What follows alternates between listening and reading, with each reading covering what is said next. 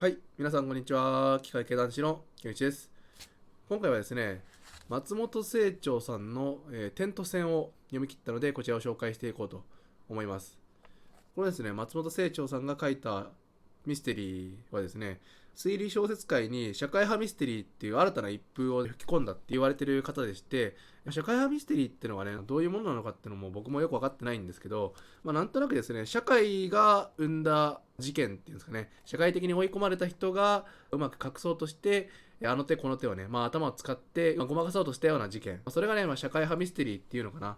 なのでね、犯人、でも今回の場合は別に犯人に同情するようなところはなかったんですけど、言うなれば社会が生んだ事件っていうのをね、題材にしてるのかなっていう風な認識ですね。で、この松本清張さんの点と線に関してはですね、ちょっと書かれた時代が前になるんですよね。この新潮文庫で刊行された段階で、昭和46年に初版が発行されているので、なのでね、相当前の話になるんですよ。なので今読むと結構時代錯誤的なとこがあって、今みたいに個人個人が携帯を持ってる時代でもなければ、電報っていうですね、僕も別に目にしたことはないんですけども、遠いところでね、やり取りをしなきゃいけない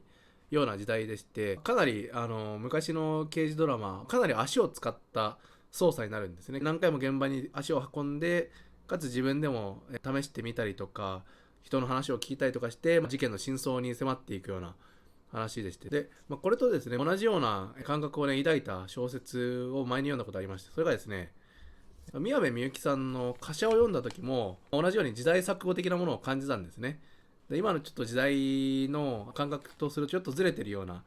感じになるんですけど、でもねそれでも結構楽しめる、むしろねやっぱ時代が昔な分手法が限られてるんですよね。今みたいにインターネットとかがあるわけでもないし、偽装とかインターネット上で偽装とかできるわけでもないし、あとは証拠もですね、防犯カメラがどこにでもついてるわけじゃない時代だったりもするので、すごいね情報が少ない、かつ犯人としてもトリックを使う手もなかなかないんですよね。手段がいっぱいあるわけじゃないんで。そんな中での犯人のトリックと、刑事さんの推理がですね、結構その追いかけっこが楽しくて、ミステリー小説ですね、いろいろあるんですけども、今回のですね、このミステリー小説に関しては、アリバイ崩しですね、俗に言うアリバイ崩しの推理小説となってまして、こいつが犯人だろうなっていう目星はね、ほとんどついてるんですよ。でも、その人には崩せないようなアリバイがあって、そのアリバイをどうやって崩していくか、逆に言うとそのアリバイをどうやって主人公が作ったかっていう風にそのトリックをね迫る話になるんですけども、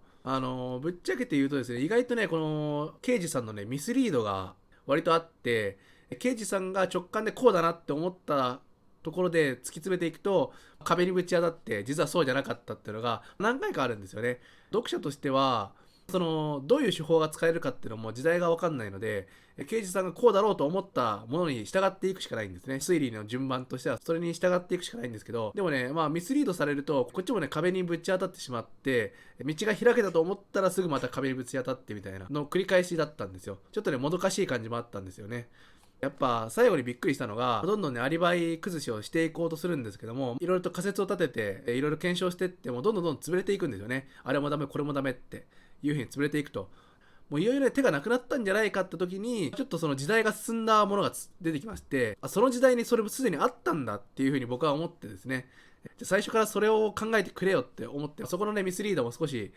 こっちはね迂回させられたり回り道させられたような感じだったんですけども、でも推理としてはすごい楽しく読めましたし、あとはねやっぱさっきも言ったんですけども、やっぱ手法がどちらも限られてるんですよね。情報収集の手法も限られてるし、犯人としても、アリバイをねうまくごまかすためにもやっぱ手法が限られてるんですよ。そんな中でね犯人がねどんなトリック使ったのかっていうのをねすごい思考を巡らせるのも楽しいので、こういうミステリーも、アリバイ崩しっていうミステリーもなかなか面白いなと思った感じでしたね。であとですね、余談なんですけども、ミステリーですね、僕、そんなにいっぱい読んでるわけじゃないんですけども、それぞれのねミステリーの違いとかもだんだん分かってきたかなって感じで、今回ね松本清張さんは、アリバイ崩しと、犯人はもうほぼほぼ目星がついてる、でその犯人のアリバイを崩すっていうのが推理の中心となるところでして、それ以外にもミステリー小説っていっぱいあるんですけども、他にはね湊かなえさんのミステリーですね。湊かなえさんは犯人も分かってない、犯人も最後まで伏せられてる状態で、アリバイとしてはね何にも変なとこないんですよ。なのでね湊かなえさんのミステリーの場合、各々が持ってるアリバイはそれぞれね全く矛盾がないんですよ。でアリバイとしては完璧なんですね。アリバイ自体に嘘はないんですよ。実際じゃあそこで何をしてたかっていうことに関して、パッと見、最初の予想でいくとこうだよねって思ってたのが、実際に最後トリックが分かってみると、それぞれ全然違う動きをしてたっていうのが分かる。でもそれが、うまく噛み合わさって、アリバイとしては全く同じアリバイになるけども、実際中身は結構違ったものになるっていうのがね、面白いところでして、あとはですね、東野圭吾さんですね。東野圭吾さんも犯人は最後まで伏せられてます。でトリックも伏せられてるんですけども、東野圭吾さんのミステリーの場合、僕が感じたのは、あれはね、東野圭吾さんが推理に必要な情報、核となる部分の情報を隠してるので、読者としては、どんなにね頭が切れる人でも多分真相にはたどり着けないんじゃないかなって僕は思ってますね。あれはね、やっぱ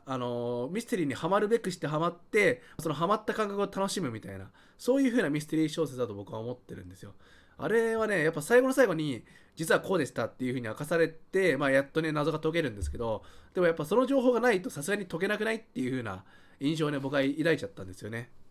あとはね、ミステリーで言うと、伊坂さんとか、伊坂さんね、僕はやっぱりね、ミステリーって感じがしないんですよね。謎はあるんだけども、あれはやっぱミステリーなのかなっていうのがすごい疑問で、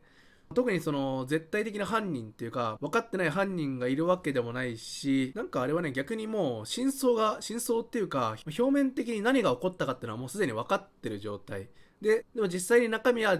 結構いろんなことがごちゃごちゃあって、こうなってましたよっていうのが分かるような、そんな書き方なのかなっていう。だから犯人を探し当てるとか、なんかアリバイを崩すとか、トリックを見破るにちょっと近いのかな。実際表面的に見えてることと実際中でねごちゃごちゃあったことがなかなか面白くね、断片的に捉えると、こんな感じかなって思ってたのが、実際にはすごい中ですごいごちゃごちゃになってたっていうのがね、楽しめるようなミステリーなのかなって思いますね。はい、それではですね、今回は松本清張さんのテント戦を紹介させていただきました。気になった方はぜひ読んでみてほしいなと思います。それではですね、今回の動画はここまでになります。ご視聴いただきありがとうございました。また次回の動画でお会いしましょう。バイバイ。